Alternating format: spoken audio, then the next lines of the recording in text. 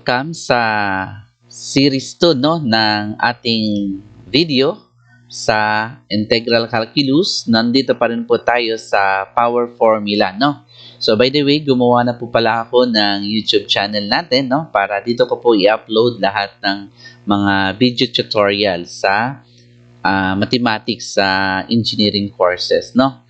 So, ito po yung Maigi Academy. Yan. So, inspired po ito dun sa Khan Academy. So, isa siyang kilala na YouTube channel.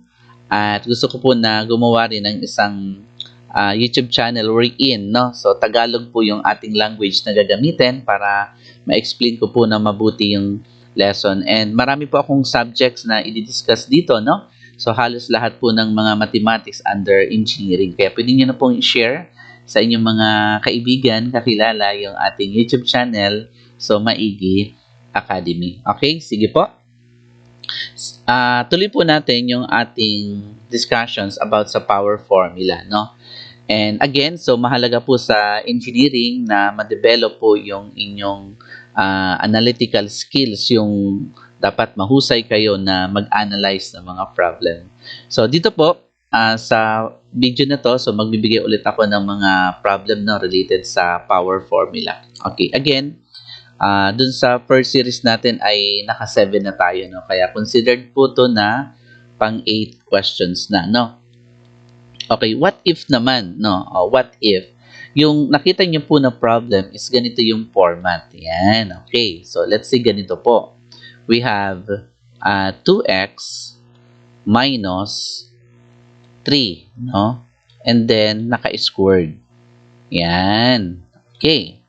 So, again, sa integral calculus po, dapat ma-analyze nyo po agad. Kasi, basically, kapag marami na kayong na-encounter na formula, isa po yun sa kailangang ma-develop. Ma-analyze nyo anong formula yung gagamitin. Okay, well, since nandito pa lang po tayo sa power formula. So, power formula po to yung mga binibigay ko, no? So, itong ganitong mga problem is power formula. So, ngayon, ang ituturo ko po sa inyo is paano mag-analyze, no? Paano i-apply yung power formula dun sa problem. Again, so, ang unang i-check po natin, exponent, no? Tingnan nyo po yung exponent. Hindi siya negative 1. Okay. Pangalawa, na i-check natin, yung derivative sign po kasi dito dx. So, we need to differentiate yung pong base ng exponent, ito yung u, no? Ito yung tinatawag na u, i-check po natin kung yung derivative nasa loob ng integral sign. Kapag ka nasa loob, again, so this is a power formula. Okay na po? Okay, ngayon, tingnan natin. Ano bang derivative ng 2x minus 3? So, mental math lang natin. Anong derivative? Diba? Ang 2x minus 3, ang derivative niyan ay 2dx. No, 2dx. So, yung iba po, ang ginagawa niyan, nile-let u, no? Nagle-let u sila, no? So, let u. Pero, ano po to? Optional lang po to para sa akin. So, kasi sa engineering, pwede nyo na po siyang i-direct. Pero sige po, ipapakita ko po para ma-imagine nyo na yung u, ito po yung base na may exponent na to, itong 2x minus 3, differentiate po natin. So, ang derivative lang yan sa power rule, di ba? Pag 2x, so, slope lang naman yung derivative, di ba? Is 2 dx, di ba? Negative 3 is a constant. Okay. Ngayon, what do you observe?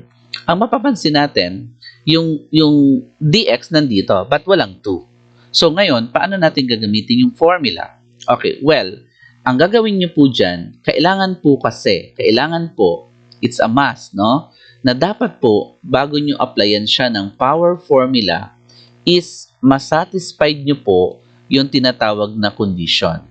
Ano yung condition? Ang condition po sa power formula, if this is your u, dapat meron siyang derivative. So, we can write the derivative. No, yung 2x minus 3, ang derivative niyan ay 2 dx. Now, sa integral calculus po, okay lang na mag-multiply ka ng constant. That's okay. Wala po tayong problema doon. Ngayon, ang gagawin na lang po natin, since nag-iba na yung problem natin, di ba, nagkaroon na ng 2, we need to balance. Okay? Ibig sabihin, kung nag-multiply ka ng 2, ibabalance mo lang siya. Gagawin mong equal dun sa original given. So, syempre, para maging equal siya dun sa dati, you need to multiply by 1/2, yung reciprocal ng 2. Ang tawag dito sa 1/2 is the neutralizing factor. So, ganun lang po siya. So, kunin nyo po yung derivative nito, itabi nyo. Pag nakita nyo pong andyan na siya, check the exponent, not -1. So, we can apply the power formula. So, ang answer lang po natin dito is we have 1/2. Ikakopy na natin kasi magiging constant lang yung 1/2, the neutralizing factor. Then, we have 2x minus 3, no? And then, add 1 raised to 3 over 3 plus c. Yun, di ba? So, yan na. And then, after that, algebra na po. Di ba, fraction to. We have 1/2, then may over 3. So, parang 1/2 times 1/3 yan. You can just multiply, di ba? Numerator times numerator, denominator times denominator. 2 times 3 is 6. So, that's why we have 1/6 and then times 2x minus 3 raised to 3 plus c. Okay, ito na po yung answer. Yan. Okay, sige po. So, ngayon po sa video na to, magdi-discuss lang po ako ng mga few questions para, kumbaga, hindi masyadong mahaba yung ating oras. Okay? Yun na po yun. Yun na po yung magiging answer natin dito sa problem na to. Okay? So, and that's it. Ganun lang po siya kadali, no? So, ngayon, bigay pa po tayo ng another problem. Okay, so bigay pa po tayo. So, what if, no, tagalin ko na po to. So, nakita nyo na po kung paano natin solve yung problem. Okay, so, another question, number 9. Ito, number 9. So, what if naman, no, what if? Yung nakita nyo po is, ganito naman. We have 4x squared, then minus 3, then, let's say naka-raise sa exponent. Any value, no? Any value, pwede natin ilagay. Let's say nakalagay po dito ay raised to 2. Yan. Yan. Mababa muna. Okay. So, ang unang tanong po dito, the first question here is, ito bang problem na to? Pag nakakita kayo ng ganito, we have 4x squared minus 3, then naka-squared, dx. Is this a power formula? Ayan. Okay. Well, yung exponent kasi 2, hindi naman negative 1. Pwede, no? And then, dx, check lang natin itong u. Yun lang, doon tayo magkakaproblema. Bakit? Kasi yung 4x squared minus 3, di ba? Pag kinuha natin yung derivative niyan, 2 times 4, 8 minus 1, di ba? So, magiging 8x dx. Ano napansin niya sa derivative? So, di ba, yung derivative po natin, so, pakita ko lang dito, no? Yung u natin ay 4x squared, no? Minus 3, pag kinuha natin yung derivative niyan, so magkakaroon ka ng 8x dx. So, what's the problem? Ang problema kasi dyan, meron kang sobrang x. Pag variable po ang kulang, hindi ka pwedeng magdagdag. So, hindi pwede. So, anong gagawin? Okay, ang gagawin po dito is, gagamitan na natin siya ng algebra. Okay, algebra na po yung solution. That's why, sa integral calculus, sometimes, kapag ka hindi po, wala dun sa standard format ng ating, yung formula, no, wala po siya doon. Hindi siya automatic na ma-apply kasi yung derivative kulang. Ang ginagawa po dyan, either gumamit ka ng algebra, kung mga algebraic expression lang naman yung mga given. So, you can use algebra kasi nga bawal yung kulang yung x na variable. Okay, so dito, gamitan lang po natin ng simple algebra, yung tinatawag na binomial expansion. Kasi di ba, pwede naman nating i-expand to. And that's the solution, no? Again, we're going to use the shortcut method, no? Pag ganito po, naka-squared, multiply lang natin yung 4x squared sa sarili. Ano ginagawa? 4 times 4, 16. Sa loob exponent, pag nagta-times ka ng x squared times x squared, ano ginagawa? So, we add the exponent. So, magiging 2 plus 2 is 4. Yan. And what's the middle term? Yung middle term natin, whatever the sign, no? Yung negative, so negative din yan. Okay, ngayon, paano natin kukunin yung middle term? Okay, ang rule po natin is yung first term na 4x squared, you need to multiply it by 3. 4x squared multiplied by 3. That is negative 12x squared. Diba? Yung negative nilagay ko na dito, no? Negative 12x squared. Kasi automatic po yan. Pag negative tong sign, negative yung middle term. Okay, we have negative 12x squared. Then times 2. Yung 2 po is another multiplier. So, magiging 24 po yan, no? Magiging 24x squared. Then, don't forget, ang last term natin is always plus, positive, 3 times 3, 9. Yun. So, naging ganun po. So, yun na yung magiging solution. And this is a simple power formula. Kasi kitang-kita naman na mga variable x po yan, wala dyang negative 1. So, we can just add 1. No? So, kaya ang magiging answer natin ay 16x to the p power over 5 minus 24. We have x cubed, no? Over 3. Then, pag constant po, don't forget, we just add 1, no? We just add 1. So, we have 9x. We just add x, sorry. So, plus c. Yan. Okay? And don't forget, kung may pwedeng i-simplify po yan. Let's say, for example, 16 over 5, x to the p power. Ito po kasing 24 over 3, di ba divisible yan? We can make it 8, no? 8x cubed. Then, ayan, plus 9x, no? Okay. So, yun na po yung solution natin. Okay, by the way, yung po palang nakita nyo, ito yung answer natin. Yung po pala pong nakita nyo is one of the solution, no? Meron pa bang ibang solution dito? Okay. Sabagay, yan na po yung pinakamadali. O, yan ang pinakamadali na solution. Expansion na po talaga, no? Okay, and that's it for this problem. Again, pag nakakita po kayo ng ganitong problem, ang point is that kung wala po yung direct derivative, no? You can use algebra. Okay? Algebra. So, sa umpisa, more on, ang ginagawa ko po dito is more on mga algebraic expression muna. No? Kasi sa susunod, itatouch ko kapag may mga exponential na, trigonometric, logarithmic, trigonometric, hyperbolic. No? So, more on algebra muna tayo. No? Okay? Para, kumbaga, nakafocus tayo dun sa topic na to. Okay? Okay na po yan. And that's for this example. So, ngayon, ang susunod po na gagawin natin, again, so tulad nung dati is, gagawa ulit ako ng another problem, no? So, I try to erase this para mawala na. Okay. So, number 10. Okay, another example. Okay. So, again, mga situational yung ano natin, yung ibibigay ko para at least, yan, natitrain po kayo na gumaling sa pag-analyze. Okay, what if ganito naman yung scenario? Kasi kanina, nakita natin, nag-expand tayo, di ba? Nag-expand. So, what if ganito? Nakakita kayo ng problem na, let's say, 4, tapos, merong minus, let's say, meron ditong 1, no? 1 over y, then naka-squared. Yan. Okay. By the way, pwede tayo mag-change variable. Okay. Medyo kakaiba na po to. No, medyo kakaiba na. Kasi naka-squared. Okay naman, di naman siya negative 1. But the problem here is, yung u kasi, itong nasa loob. Kapag ka-differentiate natin siya, di ba for constant 0? Ang problema yung negative 1 over y. Anong derivative niyan? Okay. Nandito ba sa loob ng integral sign? Wala, no? Kasi kung babalikan natin, yung negative 1 over y, ano palang ano yan? Ano palang derivative? Diba?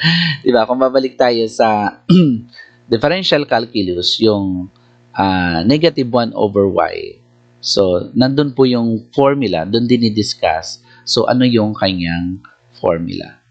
Okay? So, ang mangyayari po niyan, magiging ano to magiging ano po ang derivative kapag 1 over y. So, itataas nyo kasi yan, di ba? Itataas nyo po yan. So, yung 1 over y sa derivative natin, itataas mo yan. Magiging ano yan? Magiging y raised to negative 1, di ba? And pag ginamitan mo siya ng formula sa power rule kasi i-differentiate natin, so, di ba? Magiging negative y raised to negative 2. Di ba? Magiging negative 2 kasi minus 1 dy. So, meaning, pag dinifferentiate natin, we have negative dy over y squared. And that's the problem. May dy tayo. Okay, andun yung derivative sign. But the problem is, wala tayong y squared. Kasi pag dinifferentiate mo, yung 1 over y, dapat meron kang y squared. Okay lang yung negative na wala. That's okay. Pero hindi pwedeng walang y squared. So, it means, kung meron po sana na y squared inside the integral sign, we can apply the power formula. However, wala. Yun yung tanong. Anong gagawin? So, okay. Again, yung expansion. Yan. Okay, so gagamitin natin. Mag-i-expand tayo. So, tulad nung dati, i-expand po to. So, ibig sabihin, we have 4 times 4. That is simply 16, di ba? That is simply 16. 16. Middle term is negative, di ba? Then, ito po is tina-times lang yan. 4 times 1 over y. Di ba? Ma-imagine mo naman negative 4y times 2. Di ba? Times 2. Okay, magiging negative 8 over y. Yung denominator, so, ganun pa din. Negative 8 over y. Okay? So, then, last but not the least, yung last na to. So, i-multiply natin sa sarili. So, that is 1 over y squared. Yan. Okay. And then, we have dy. Okay. So, pag in-integrate na po natin, ayun. Normally po, may mga ganito talagang scenario wherein ang topic natin is power formula pero meron ng sumisingit. May sumisingit na ibang formula. Tulad nito, merong denominator na y. Hindi na po to power formula. Bakit?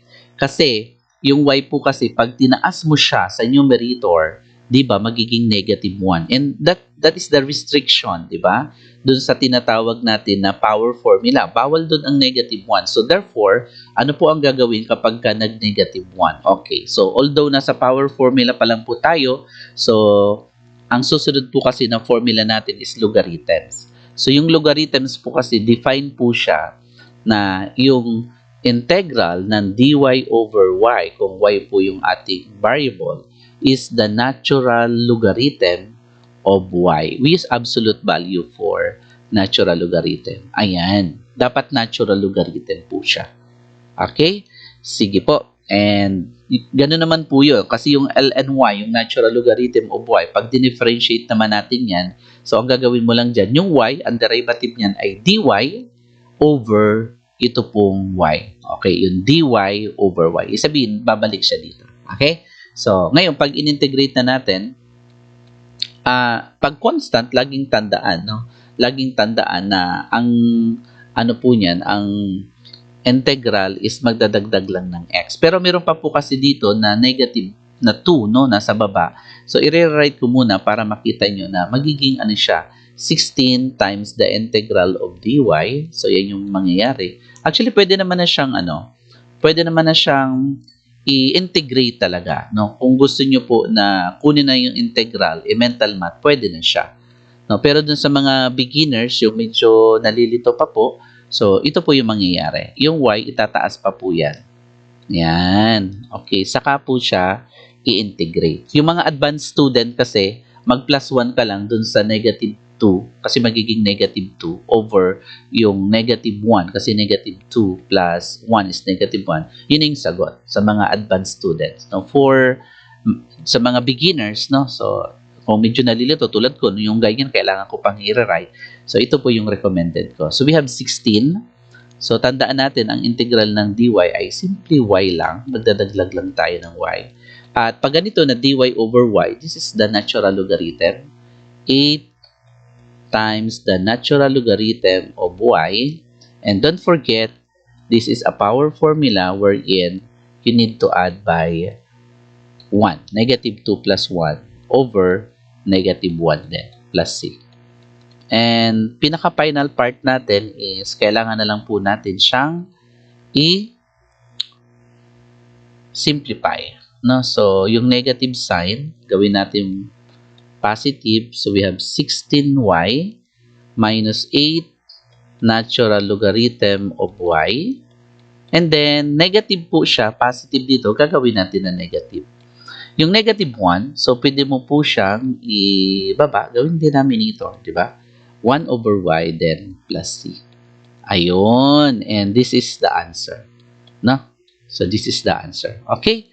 So, hanggang dito lang po muna tayo. No? So, bali, I try na makapagbigay po ng different scenario wherein kinukuha natin yung concept na mabuti, no? Hinihimay po natin para maintindihan nyo po, para kapag nag-discuss po ako ng topic na yung ating formula ay sama-sama, so marunong na po kayong mag-identify, marunong kayong mag-analyze ng isang problem kung anong formula ang gagamitin. And that's it, no? Thank you very much. sa inyo pong panonood, and don't forget, paki-like and subscribe na po yung aking bagong YouTube channel. Yan, yung Maigi Academy. So marami po kayong mapapanood dito na mga video. So hanggang dito na lang po yung aking video. Abangan nyo po yung susunod. No? Thank you very